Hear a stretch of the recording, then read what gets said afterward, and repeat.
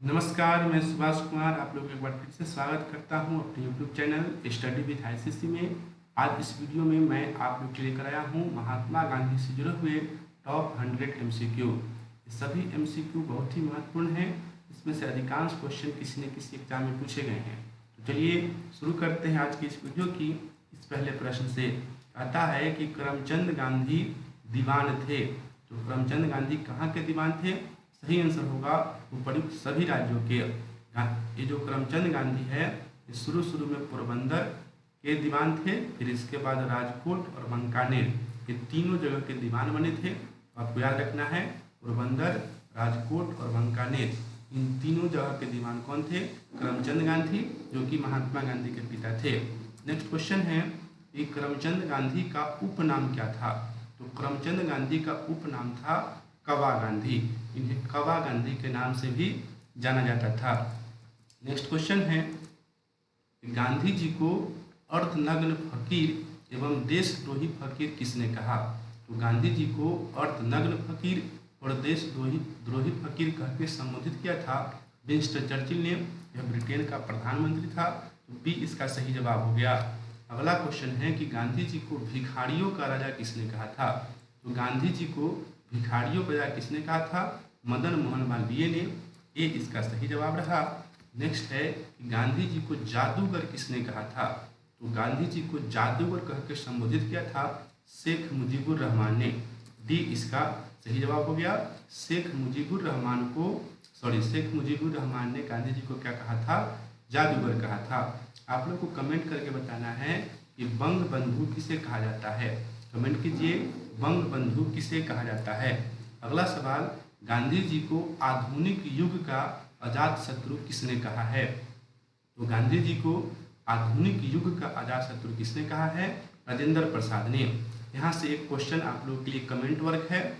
आप लोगों से अगर पूछेगा कि भारत का अजात शत्रु किसे कहा जाता है तो क्या कहिएगा? कमेंट करके बताइए कि भारत का अजात शत्रु किसे कहा जाता है। एक कमेंट वर्क हो गया आप लोगों के लिए। अगला सवाल लेते हैं। इसमें कहता है कि निम्न में से किस कॉलेज में गांधी जी ने पढ़ाई की थी? तो गांधी जी ने सामल दास कॉलेज भावनगर में पढ़ाई की थी। तो कॉलेज का नाम याद रखना है सामल दास कॉलेज भावनगर।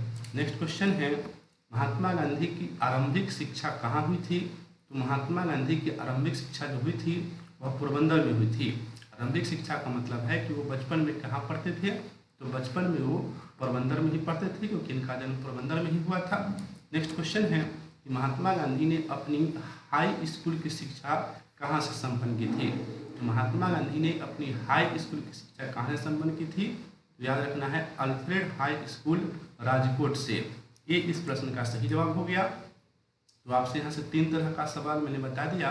पहला क्वेश्चन मैंने आपसे बताया कि गांधी जी की बचपन की शिक्षा कहाँ हुई? तो बचपन की शिक्षा पूछेगा तो आप तुरंत कहना पोरबंदर से। पोरबंदर में इनका जन्म हुआ था और वहीं पर इन्होंने बचपन की शिक्षा प्राप्त की। फिर पूछेगा हाई स्कूल की शिक्षा, तो ये राजकोट से। स्कूल का नाम पूछेगा तो Alfred high school. Alfred high school Rajkot में इन्होंने हाई स्कूल की शिक्षा प्राप्त की। जबकि अगर कॉलेज की शिक्षा पूछेगा कि हाई स्कूल पास करने के बाद ये कहाँ गए पढ़ने? तो ये चले गए भावनगर पढ़ने। कहाँ चले गए? भावनगर। और कॉलेज का नाम क्या था? सामल दास कॉलेज। कौन सा कॉलेज? सामल दास कॉलेज में इन्होंने कॉलेज की पढ़ाई की, जो कि भावनगर में स्थित है। नेक्स्ट क्वेश्चन है कि महात्मा गांधी ने विधि की पढ़ाई कहाँ से की थी? आप लोग पढ़े होंगे कि महात्मा गांधी विधि यानी कि लॉ की पढ़ाई करने के लिए लंदन गए थे और उस कॉलेज का नाम था यूनिवर्सिटी कॉलेज। तो यूनिवर्सिटी कॉलेज लंदन में महात्मा गांधी ने विधि की पढ़ाई की थी। नेक्स्ट क्वेश्चन है कि निम्न में से गांधी जी के राम राज्य के युगल सिद्धांत कौन थे? तो आप लोगों को पता है कि गांधी जी चाहते थे कि भारत में राम राज्य स्थापित हो और इनका जो युगल सिद्धांत था वह सत्य और अहिंसा था। क्या था? सत्य और अहिंसा था। बचपन से ही आप लोग पढ़े होंगे कि गांधी जी सत्य और अहिंसा के पुजारी थे। तो 20 का सही जवाब रहा। आगे है कि नोआखली काल में महात्मा गांधी के सचिव कौन थे? तो महात्मा गांधी के सचिव या फिर सेक्रेटरी अगर कभी पूछ ले तो आप बताएंगे प्यारेलाल। सी इसका सही जवाब। इनका पूरा नाम है प्यारेलाल नैयर। क्या नाम है? प्यारे लाल नैयर जो थे यही थे गांधी जी के सचिव। नेक्स्ट क्वेश्चन है, गांधी जी के दृष्टि में अहिंसा का अर्थ क्या है? तो गांधी जी के दृष्टि में अहिंसा किसको माना गया है? सत्य की प्राप्ति के रास्ता को। ये इसका सही जवाब रहा। आगे है कि दक्षिण अफ्रीका में गांधी जी ने किस पत्रिका का प्रकाशन किया? तो गांधी जी ने दक्षिण अफ्रीका में इंडियन ओपिनियन नामक पत्रिका का प्रकाशन किया था। आगे है कि इंडियन ओपिनियन किस भाषा में प्रकाशित होती थी? तो इसका सही जवाब होगा इनमें सभी। इंडियन ओपिनियन हिंदी, अंग्रेजी, तमिल और गुजराती इन चारों भाषाओं में प्रकाशित होती थी। तो आपको ध्यान में रखना है हिंदी, अंग्रेजी, तमिल और गुजराती। नेक्स्ट क्वेश्चन है, गांधी जी ने 1904 में फिनिक्स फॉर्म की स्थापना कहाँ किया था? तो गांधी जी ने 1904 में फिनिक्स फॉर्म की स्थापना किया था। आपसे पूछेगा कि गांधी जी ने फिनिक्स फॉर्म की स्थापना कब किया था? तो आप क्या बताएंगे? 1904 में। जगह का नाम पूछेगा तो आप बताएंगे कि डरबन। तो सी इसका सही जवाब। नेक्स्ट है कि गांधी जी के संदर्भ में निम्न में से कौन सा सही है? तो इसका सही जवाब होगा ऑप्शन नंबर डी, है ना। आपको ध्यान में रखना है गांधी जी जो थे वो समाजवादियों में एक व्यक्तित्ववादी थे और मार्क्सवादियों में एक मार्क्सवादी थे। तो समाजवादियों में एक व्यक्तित्ववादी और मार्क्सवादियों में एक मार्क्सवादी कौन थे? महात्मा गांधी। नेक्स्ट है, एम.के. गांधी समर्थक थे। तो एम.के. गांधी किसके समर्थक थे? तो इसका सही जवाब होगा दार्शनिक अराजकतावाद के। ये दार्शनिक अराजकतावाद के समर्थक थे। गांधी जी नहीं चाहते थे कि देश में बहुत नियम कानून इस तरह का बने और बहुत कुछ इस तरह से हो, चाहते थे कि सभी लोग मिलजुल के सही से रहें। तो इसी को कहा जाता है दार्शनिक अराजकतावाद। नेक्स्ट है, गांधी के सत्याग्रह रणनीति में निम्नलिखित में किसे सबसे अधिक स्थान प्राप्त है? तो गांधी जी आपको पता है कि सत्याग्रह का प्रयोग करते थे और ये जो सत्याग्रह का प्रयोग करते थे इसमें सबसे अधिक स्थान हड़ताल को देते थे। इनका कहना था कि हड़ताल करके ही हम किसी भी चीज़ को प्राप्त कर सकते हैं। जैसे दक्षिण अफ्रीका में उन्होंने सबसे पहले सत्याग्रह का प्रयोग किया तो वहाँ भी हड़ताल किया, फिर भारत में कई जगहों पर हड़ताल किया, हड़ताल करके अपने बातों को मनवाते थे। नेक्स्ट क्वेश्चन है, गांधी जी दक्षिण अफ्रीका यानी कि डरबन कब गए थे? तो गांधी जी दक्षिण अफ्रीका में डरबन गए थे, आपको याद रखना है। दक्षिण अफ्रीका गए थे और दक्षिण अफ्रीका में कहाँ गए थे? तो डरबन गए थे। पूछा कि कब गए थे? तो 1893 में गए थे। नेक्स्ट है, गांधी जी किस व्यापारी के केस लड़ने के लिए दक्षिण अफ्रीका गए थे? तो याद रखना है दादा अब्दुल्ला। दादा अब्दुल्ला दक्षिण अफ्रीका में व्यापार करते थे और उनको वहाँ पर कोई वकील नहीं मिल रहा था, तो यहाँ पे महात्मा गांधी को वो वकील बना कर ले गए थे, क्योंकि महात्मा गांधी की भी वकालत भारत में अच्छी से नहीं चल रही थी। आगे है, दादा अब्दुल्ला कहाँ का व्यापारी था? तो दादा अब्दुल्ला जो था वह गुजरात का व्यापारी था। नेक्स्ट है, महात्मा गांधी दक्षिण अफ्रीका से भारत किस वर्ष लौटे? तो महात्मा गांधी दक्षिण अफ्रीका से भारत लौटे थे 1915 में। कब लौटे थे? 1915 में। आपको याद रखना है जी.के. गोखले यानी कि गोपाल कृष्ण गोखले ने अनुरोध किया था कि आप भारत आइए, तो इन्हीं के अनुरोध पर ये 1915 में भारत आए। यह भी आपसे पूछ सकता है कि गांधी जी किसके कहने पर भारत आए थे? तो गोपाल कृष्ण गोखले के कहने पर भारत आए थे। अगला सवाल है, गांधी जी दक्षिण अफ्रीका में कितने वर्ष रहे? तो गांधी जी दक्षिण अफ्रीका में 21 वर्ष रहे। 1893 में गए और 1915 में वापस आ गए, तो टोटल जो है 21 वर्ष हुआ। 21 वर्ष गांधी जी दक्षिण अफ्रीका में बिताए। नेक्स्ट क्वेश्चन है कि दक्षिण अफ्रीका के किस रेलवे स्टेशन पर गांधी को ट्रेन से फेंका गया था? तो दक्षिण अफ्रीका में एक रेलवे स्टेशन है जिसका नाम है पीटरमारिट्सबर्ग। तो बी इसका सही जवाब होगा। इसी पीटरमारिट्सबर्ग पर गांधी जी को ट्रेन से फेंका गया था, क्योंकि ये प्रथम श्रेणी में सफ़र कर रहे थे और उस समय सिर्फ इंग्लैंड के लोगों को ही प्रथम श्रेणी में सफ़र करने की इजाज़त थी। इन्हें तृतीय श्रेणी में जाने को कहा गया, तो गांधी जी ने इसका विरोध किया। फलस्वरूप इन्हें धक्का देकर पीटरमारिट्सबर्ग स्टेशन पर गिरा दिया गया। आपसे पूछेगा कि कहाँ से कहाँ जा रहे थे? तो याद रखना है ये डरबन से प्रिटोरिया जा रहे थे। कहाँ से कहाँ जा रहे थे? डरबन से प्रिटोरिया, या फिर ऐसा भी सकता है कि प्रिटोरिया से डरबन। हम थोड़ा सा कन्फ्यूज है इसमें, शायद प्रिटोरिया से डरबन जा रहे थे। तो आप लोग कंफर्म करके कमेंट बॉक्स में बताइएगा। आगे है कि गांधी जी के सिद्धांत के अनुसार निम्न में से कौन सा कथन सही नहीं है? तो इसका सही जवाब होगा ऑप्शन ए। गांधी जी के सिद्धांत में सत्याग्रही का उद्देश्य शत्रु को पराजित करना नहीं है। ये नहीं चाहते कि शत्रु को पराजित करे, हृदय परिवर्तन में विश्वास रखते थे। आप ऑप्शन छाट के इसको बना सकते हैं। सत्याग्रही का शस्त्र अहिंसा है, तो गांधी जी का था ही, ये अहिंसा का उपयोग करते थे। सत्याग्रही को अपने संकल्प में दृढ़ विश्वास होना चाहिए, तो ये भी होना ही चाहिए। गांधी जी निश्चित रूप से कहते रहे होंगे कि जो भी सत्याग्रही हैं उनको अपने संकल्प में दृढ़ विश्वास होना चाहिए, रिजिडिटी होनी चाहिए। फिर सत्याग्रही को विरोधियों के प्रति द्वेष भाव नहीं रखना चाहिए। ये जो है एकदम मतलब पोलाइट रहते थे, किसी के प्रति द्वेष भाव नहीं रखते थे। तो इनका जो काम था वो शत्रु को पराजित करना नहीं था, शत्रु का हृदय परिवर्तन में विश्वास रखते थे। नेक्स्ट है, गांधी के अनुसार हिंसा का क्रूरतम रूप है। तो सही जवाब होगा ऑप्शन ए, गरीबी का अस्थायित्व। गरीबी के अस्थायित्व को महात्मा गांधी ने हिंसा का क्रूरतम रूप बताया है। ये नहीं चाहते थे कि लोग जो गरीब हैं वो अस्थायी रूप से गरीब रहें, ये चाहते थे कि गरीब लोग भी आगे बढ़ें। तो गरीबी की अस्थायित्व जो है गांधी जी के अनुसार हिंसा का क्रूरतम रूप है।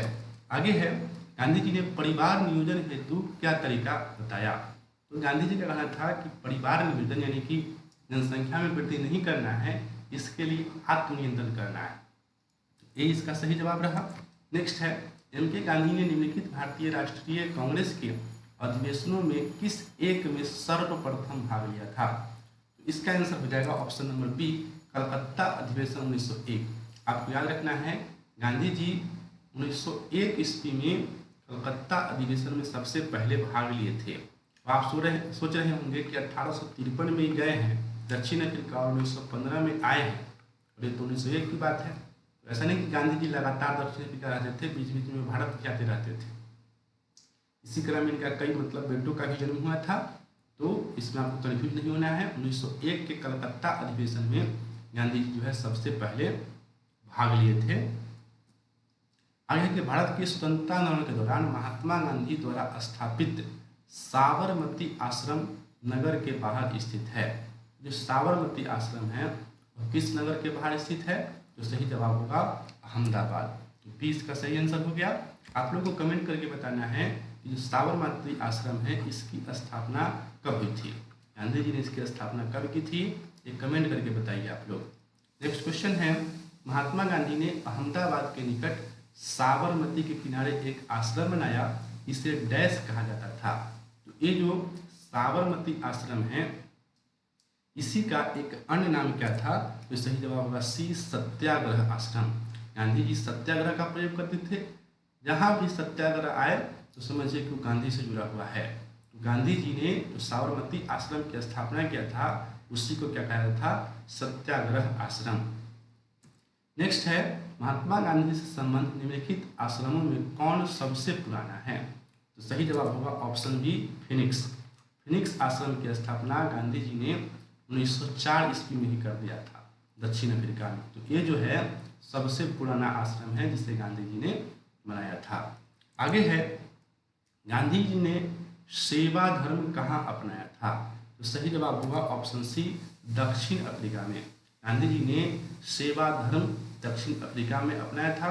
मतलब जब दक्षिण अफ्रीका में गए थे तो इन्होंने परिचारक के रूप में, कंपाउंडर के रूप में ड्यूटी किया था, यानी कि ये सेवा धर्म यानी कि लोगों को सेवा करते थे। दक्षिण अफ्रीका में इन्होंने सेवा करना शुरू कर दिया था। नेक्स्ट क्वेश्चन है कि महात्मा गांधी ने दक्षिण अफ्रीका में प्रवास के दौरान किसके द्वारा बनाए गए धर्मार्थ अस्पताल में परिचारक के रूप में कार्य किया? अभी हमने पढ़ा ना कि सेवा धर्म की शुरुआत दक्षिण अफ्रीका में किया, सबसे पहले उन्होंने परिचारक के रूप में काम किया था। तो एक धर्मार्थ अस्पताल था जिसका निर्माण रुस्तम जी ने किया था, और इसी में गांधी जी जो है सबसे पहले परिचारक के रूप में काम किए थे। नेक्स्ट है कि महात्मा गांधी ने किस युद्ध में घायल सिपाहियों की देखभाल की थी? तो सही जवाब होगा बोअर युद्ध। बोअर युद्ध जब हुआ था तो उसमें जो घायल सैनिक थे उनको देखभाल कर रहे थे। कौन कर रहे थे? महात्मा गांधी। तो बी सही जवाब रहा इसका। आगे है कि महात्मा गांधी के राजनीतिक गुरु कौन थे? तो महात्मा गांधी के राजनीतिक गुरु कौन थे? गोपाल कृष्ण गोखले। तो डी इसका सही जवाब रहा। नेक्स्ट है, महात्मा गांधी के अनुसार राजनीति का तात्पर्य था। तो इसका आंसर होगा ऑप्शन नंबर बी, जन कल्याण के लिए सक्रियता। गांधी जी मानते थे कि राजनीति जो है वह जन कल्याण के लिए सक्रिय होना है। और अभी तो राजनीति का मतलब होता है कि अधिक से अधिक पैसा लूट ले, घूस ले, मतलब घोटाला करे। जो भी पॉलिटिशियन होते हैं इसलिए पॉलिटिक्स में आते हैं कि वो अधिक से अधिक पैसा कमा सके। लेकिन देखिए गांधी जी इतने महान थे कि ये चाहते थे कि हम जन कल्याण के लिए सक्रिय रहे। आगे है कि गांधी जी ने राजनीति का जो प्रतिमान प्रस्तुत किया है निम्न में कौन सी विशेषता उसमें नहीं है। देखिए ये सब कठिन कठिन प्रश्न हैं और इन सब प्रश्नों को जो है आपको पढ़ना होगा। यही सब प्रश्न जो है छूटता है एग्जाम में और मेरिट लिस्ट से आदमी बाहर हो जाता है। तो इस सब प्रश्नों को अच्छे से सीखिए क्योंकि अब आसान आसान क्वेश्चन कम पूछता है, इसी तरह का क्वेश्चन ज़्यादा पूछता है। तो ये सब क्वेश्चन को देख के घबरा नहीं है, इसको सीखना है ना। अगर याद नहीं हो तो स्क्रीनशॉट मार लेना है, नोटबुक में लिख लेना है और फिर इसको याद करना है। यार इस क्वेश्चन पर आते हैं। कहता है कि गांधी जी ने राजनीति का जो प्रतिमान प्रस्तुत किया है निम्न में कौन सी विशेषता उसमें नहीं है। तो सत्ता, देखिए सत्ता का भोग जो है गांधी जी का जो राजनीतिक मतलब सिद्धांत है उसमें सत्ता नहीं है। ये नहीं चाहते कि हमें सत्ता मिले, नैतिकता है, धर्म है, मानवता है, लेकिन सत्ता इसमें नहीं है। आगे है कि महात्मा गांधी को किस वर्ष टाइम मैगजीन के पर्सन ऑफ द ईयर नामित किया। एक टाइम मैगजीन है और इसने पर्सन ऑफ द ईयर 1930 में गांधी जी को नामित किया था। तो ये इसका सही जवाब रहा। आगे है कि गांधी जी के पसंदीदा भजन वैष्णव जन तो तेने कहिए। ये भी पूछेगा आपसे कि गांधी जी का पसंदीदा भजन क्या है। याद रखना है वैष्णव जन तो तेने कहिए। तो इसको लिखा किसने है, याद रखना है नरसिंह मेहता जी ने इसको लिखा है। ये इसका सही आंसर हो गया। आगे है कि गांधी जी ने किसे पोस्ट डेटेड चेक कहा था। तो गांधी जी ने पोस्ट डेटेड चेक कहा था क्रिप्स प्रस्ताव को।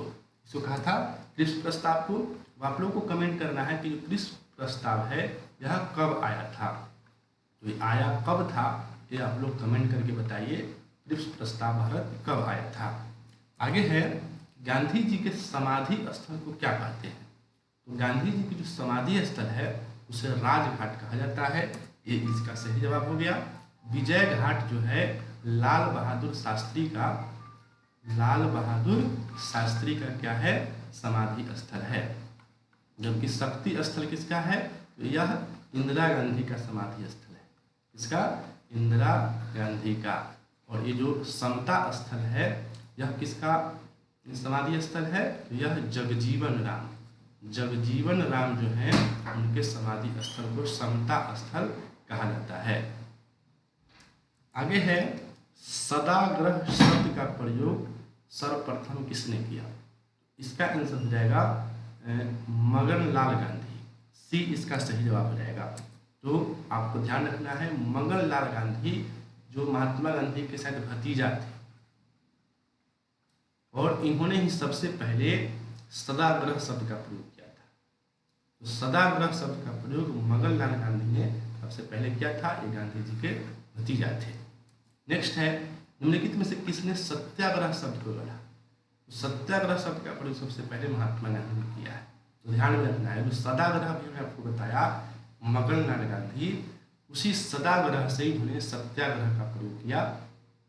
तो महात्मा गांधी ने सत्याग्रह शब्द दिया, सदाग्रह इनका भतीजा मगनलाल गांधी।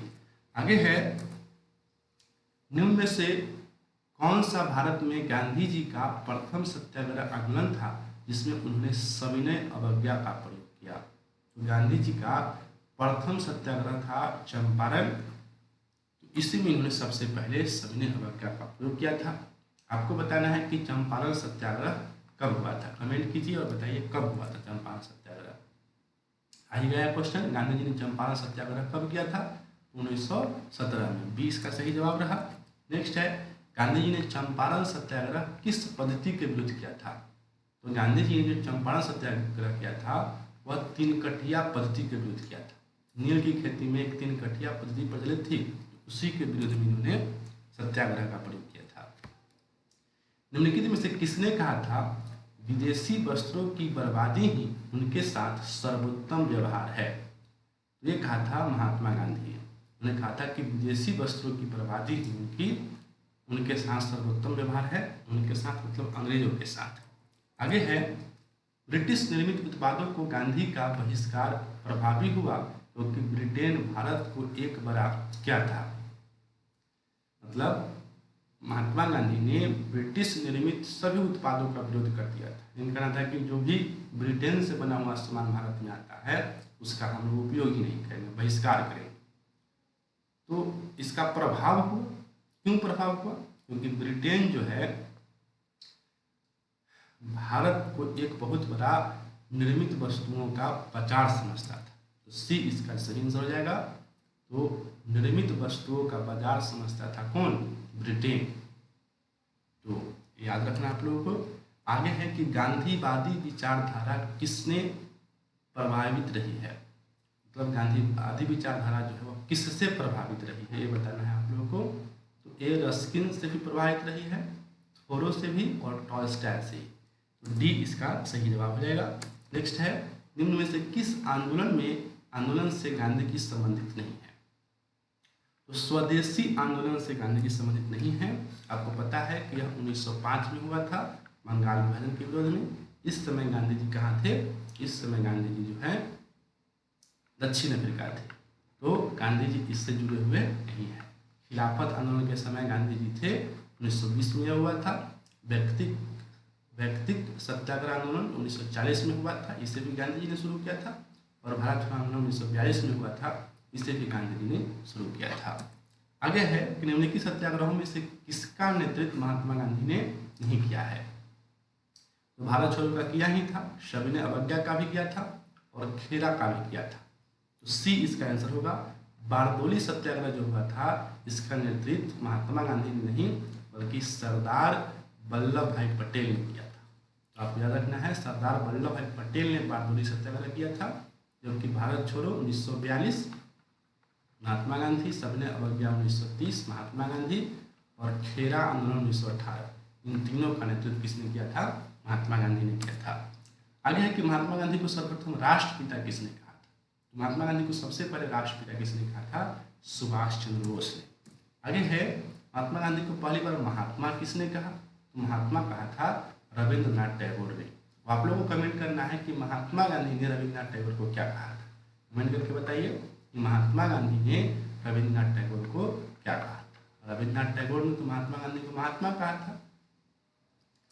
सी सही जवाब हो गया इसका। आगे है कि महात्मा गांधी के नाम के पहले महात्मा जोड़ा गया तो कब? अभी हमने पढ़ा कि रविंद्रनाथ टैगोर ने महात्मा गांधी को महात्मा कहा था, तो कब कहा था?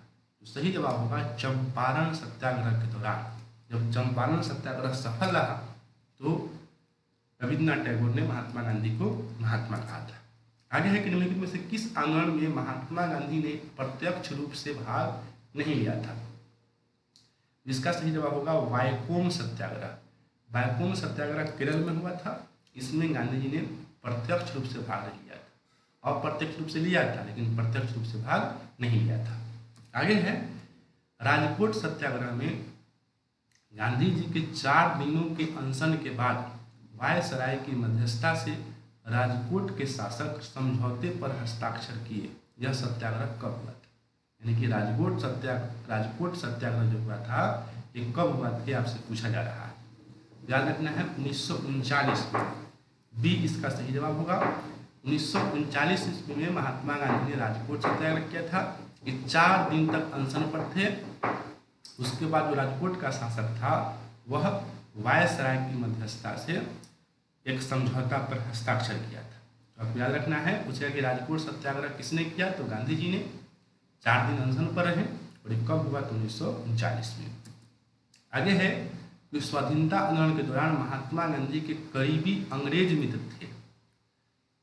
तो महात्मा गांधी जिस समय स्वाधीनता आंदोलन कर रहे थे उस समय इनके एक करीबी अंग्रेज मित्र भी थे जिनका नाम था रेवरेंड चार्ली एंड्रूज। सी इसका सही जवाब होगा। बहुत ही टफ नाम है, रेवरेंड चार्ली एंड्रूज। 3-4 बार बोलिएगा तब जाकर थोड़ा बहुत दिमाग में घुसेगा। आगे के निम्नलिखित में से किस कारागार को गांधी जी ने मंदिर कहा है? मतलब एक जेल को गांधी जी मंदिर कह रहे हैं, सोचिए कितना महान है। इसका आंसर होगा यरवदा। यरबदा जेल में गांधी जी को भारत छोड़ो आंदोलन के दौरान रखा गया था, तो इसी को इन्होंने मंदिर कहा है। आगे है कि भारत की स्वाधीनता के समय महात्मा गांधी क्या थे? तो इसका आंसर हुआ कि कांग्रेस के सदस्य नहीं थे। मतलब जिस समय भारत आज़ाद हुआ 15 अगस्त 1947 को, उस समय गांधी जी कांग्रेस के सदस्य नहीं थे। आगे है कि गांधी जी ने किस वर्ष कांग्रेस से इस्तीफा दे दिया था?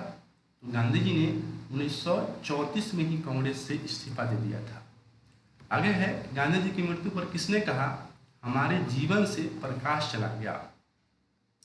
तो महात्मा गांधी 30 जनवरी 1948 को मर गए थे। तो उनकी मृत्यु पर जवाहरलाल नेहरू ने कहा था कि हमारे जीवन से प्रकाश चला गया है। ये सही जवाब रहा। आगे है कि गांधी जी की मृत्यु कब हुई?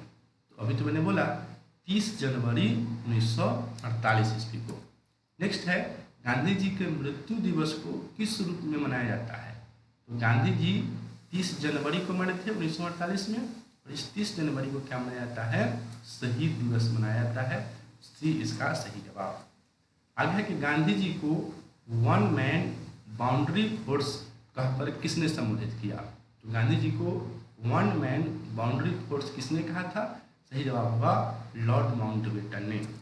नेक्स्ट है निम्न में से किसने महात्मा गांधी को आदेशित किया था कि वह भारत के प्रथम वर्ष खुले कान पर मुंह बंद कर व्यतीत करे? तो महात्मा गांधी 1915 में यहाँ आए थे। महात्मा गांधी के राजनीतिक गुरु कौन थे? गोपाल कृष्ण गोखले। तो इन्होंने ही महात्मा गांधी को कहा था खुले कान, यानी कि कान खुला रखिए लेकिन मुंह बंद रखिए 1 साल तक। तो ये गोपाल कृष्ण गोखले ने ऐसा सलाह दिया था। तो बी इसका सही जवाब। नेक्स्ट है निम्नलिखित में से कौन कहा करते थे गलत साधन हमें कभी भी सही उद्देश्य तक नहीं ले जाते हैं? तो गांधी जी से जुड़ा हुआ प्रश्न है, तो इसका आंसर सभी लोग कहेंगे कि महात्मा गांधी कहे थे। क्या कहे थे? इसको याद रखना है, जीवन में काम आएगा कि गलत साधन हमें कभी भी सही उद्देश्य तक नहीं ले जाते। लेकिन गलत साधन का अगर आप प्रयोग करते हैं और आपका उद्देश्य सही भी है तो आप वहाँ तक नहीं पहुँच सकते हैं। जैसे कि आप कंपटीशन एग्जाम की तैयारी करते हैं तो आपका उद्देश्य तो सही है कि हमको सरकारी जॉब लेना है, लेकिन अगर आप गलत साधन का प्रयोग करेंगे, अच्छे से नहीं पढ़ेंगे, तो आप कभी सफल नहीं हो सकते। तो इसका स्ट्रेटजी होना चाहिए, रणनीति होना चाहिए, कैसे हमें गवर्नमेंट जॉब प्राप्त करना है, इस तरह से करना है। आगे है कि चंपारण के इंडिगो किसानों की दशा की ओर गांधी जी का ध्यान किसने आकर्षित किया था? तो इंडिगो किसान यानी कि नील की खेती करने वाला किसान की ओर गांधी जी का ध्यान किसने आकर्षित किया था? राजकुमार शुक्ल ने। एक किसान नेता थे और इन्होंने ही गांधी जी का ध्यान आकर्षित किया था। चंपारण में 3 कठिया प्रथा का तात्पर्य क्या था? तो चंपारण में 3 कठिया प्रथा थी, इसका मतलब था कि 3/20 भूभाग पर नील की खेती करना। यानी कि अगर किसी के पास 20 कट्ठा जमीन है तो 20 कट्ठा में 3 कट्ठा पर उसको नील की खेती करना अनिवार्य था। इसी को कहा गया 3 कठिया प्रथा। आगे है महात्मा गांधी के चंपारण सत्याग्रह का किसने विरोध किया था? देखिए एक पागल व्यक्ति भी थे और चंपारण सत्याग्रह का विरोध कर रहे थे। तो उनका नाम क्या था? एन.जी. रंगा, है ना। नील में रंगे हुए रहे होंगे, आप ट्रिक से भी समझ सकते हैं। एन.जी. रंगा, इसको अंग्रेज सब रंग देता रहा होगा। ये चंपारण सत्याग्रह क्या करता था? विरोध करता था।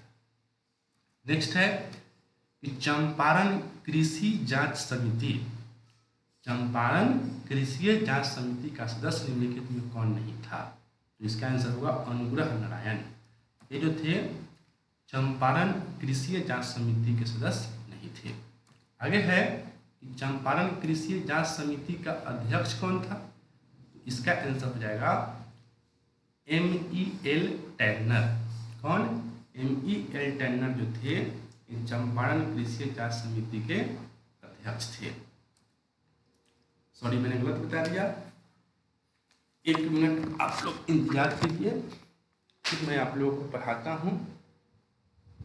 थोड़ा सा कंप्यूटर का बैटरी लो लग रहा है, उसी पर मेरा ध्यान चला गया, जिस वजह से मैंने आप लोगों को एक गलत आंसर भी बता दिया।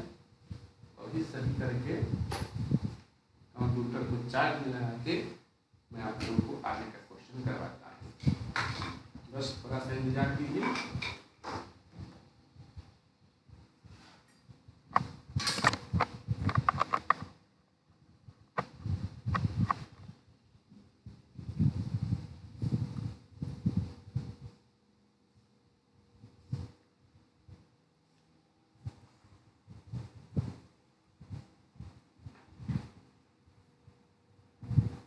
चलिए, तो कंप्यूटर चार्ज में हमने लगा दिया है। इस क्वेश्चन को फिर से मैं सही करता हूँ। कहता है कि चंपारण कृषि जांच समिति का अध्यक्ष कौन था? तो आपको याद रखना है एफजी सलाई। एफजी सलाई नाम के जो व्यक्ति थे वही थे चंपारण कृषि जांच समिति के अध्यक्ष। आगे है कि चंपारण कृषि जांच समिति के सचिव कौन थे? अध्यक्ष तो हमने बताया कि एफजी सलाई थे, ये हो गए अध्यक्ष। तो पूछा कि सचिव कौन थे? तो ये थे MEL टेन्नर। टेन्नर महोदय जो थे वो थे सचिव। सी सही जवाब हो गया। अध्यक्ष थोड़ा सा याद रखिए, सलाई। सलाई तो सब लोग यूज किए होंगे, तो भी करते होंगे। और सचिव टेन्नर। आगे है कि गांधी जी ने दक्षिण अफ्रीका में नटाल इंडियन कांग्रेस की स्थापना कब की? तो गांधी जी ने दक्षिण अफ्रीका में नटाल इंडियन कांग्रेस की स्थापना किया था। कब किया था? तो 1893 में दक्षिण अफ्रीका गए थे और एक साल बाद ही उन्होंने नटाल इंडियन कांग्रेस की स्थापना किया था। The life of Mahatma Gandhi पुस्तक के लेखक कौन है? ये पुस्तक है the life of Mahatma Gandhi. इसके लेखक है लुई फिशर। बी जो होगा इसका सही जवाब होगा। आगे है, निम्न में से कौन महात्मा गांधी के पुत्र नहीं है? तो हरिलाल महात्मा गांधी के पुत्र थे, मणिलाल भी थे, रामदास भी थे, सूरदास नहीं थे। सी इसका आंसर हो जाएगा। महात्मा गांधी के 4 पुत्र थे। 3 का नाम हो गया हरिलाल, मणिलाल, रामदास। चौथा का नाम आप लोग कमेंट करके बताइए, जल्दी से कमेंट कीजिए कि महात्मा गांधी के 4 पुत्र में एक पुत्र का नाम यहाँ मिसिंग है, उस पुत्र का नाम क्या था। नेक्स्ट है, महात्मा गांधी का 5वां पुत्र किसे कहा जाता है? तो ये पुत्र है नहीं तो कहा जाता है। वह है जमनालाल बजाज। उद्योगपति है, बजाज कंपनी आप सुने होंगे। यह जमनालाल बजाज जो थे इन्हीं को महात्मा गांधी का 5वां पुत्र कहा जाता है। ये गांधी के भक्त हुआ करते थे। महात्मा गांधी ने सत्याग्रह का पहली बार प्रयोग कहाँ किया? गांधी जी ने सत्याग्रह का प्रयोग सबसे पहले किया था कहाँ? दक्षिण अफ्रीका में। ठीक है, भारत अगर रहता, भारत में कहाँ किया? तो चंपारण में। क्या पूछा है कि सबसे पहले कहाँ किया था? तो सबसे पहले दक्षिण अफ्रीका में उन्होंने सत्याग्रह का प्रयोग किया था। इसमें पूछ रहा है कि महात्मा गांधी ने पहली बार दक्षिण अफ्रीका में सत्याग्रह का प्रयोग कब किया? तो 1906 में। 1906 में गांधी जी ने दक्षिण अफ्रीका में सत्याग्रह का पहली बार प्रयोग किया था। नेक्स्ट है कि गांधी जी ने टॉलस्टॉय फार्म की स्थापना कहाँ की थी? तो गांधी जी ने टॉलस्टॉय फार्म की स्थापना किया था केप टाउन। कहाँ किया था? केप टाउन में। तो सी इसका सही जवाब हो गया। अभी मैंने थोड़ी देर पहले आप लोग को बताया था कि गांधी जी ने एक फिनिक्स फार्म की भी स्थापना किया था। तो पूछा कि फिनिक्स फार्म, तो बताना है डरबन। फिनिक्स फार्म डरबन में कब? तो 1904। और ये है टॉलस्टॉय फार्म। तो केप टाउन मैंने गलती बता दिया, जोहान्सबर्ग। मैंने बोला जोहान्सबर्ग और केप टाउन में टिक कर दिया। तो जोहान्सबर्ग में टॉलस्टॉय फार्म की स्थापना किया है।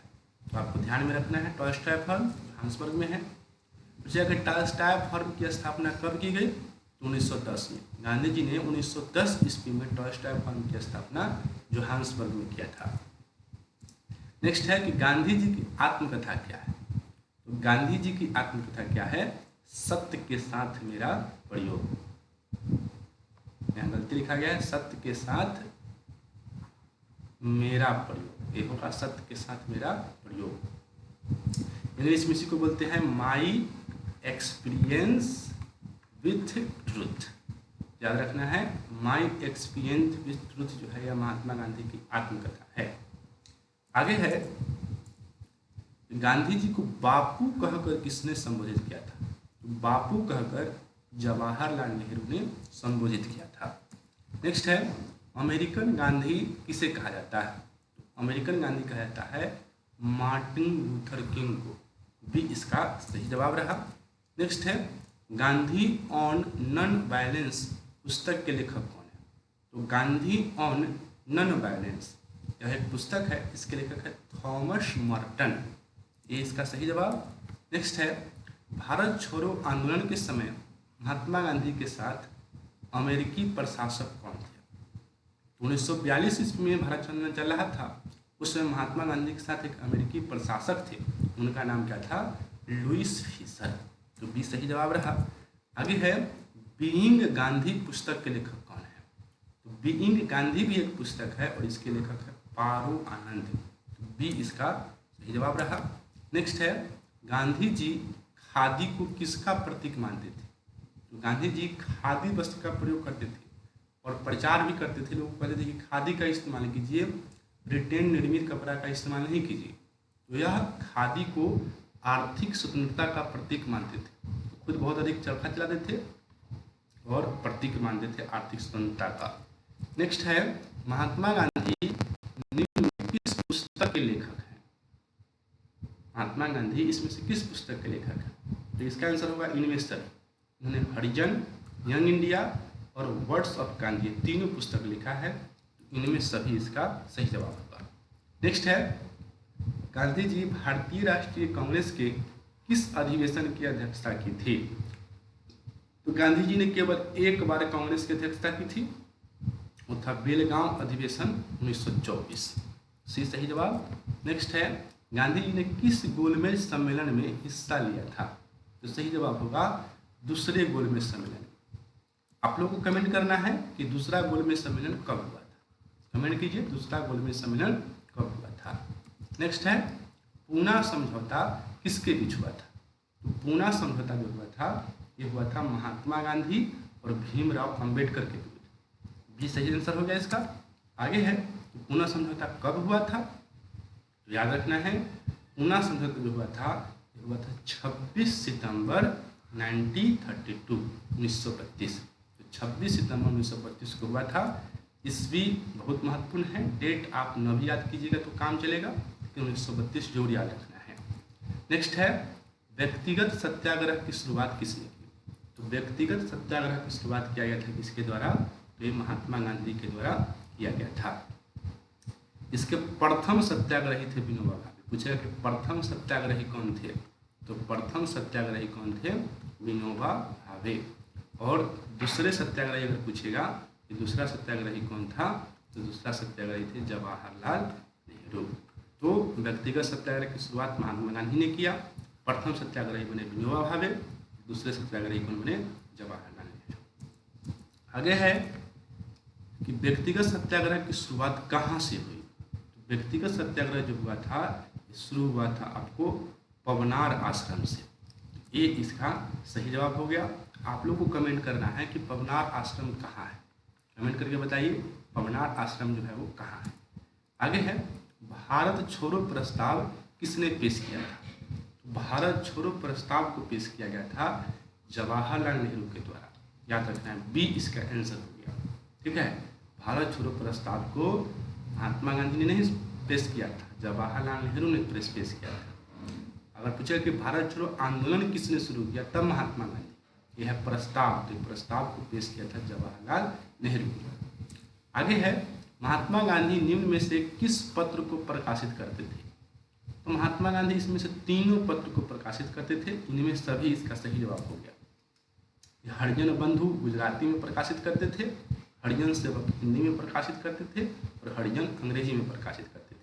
तीनों आपको ध्यान में रखना है भाषा के साथ।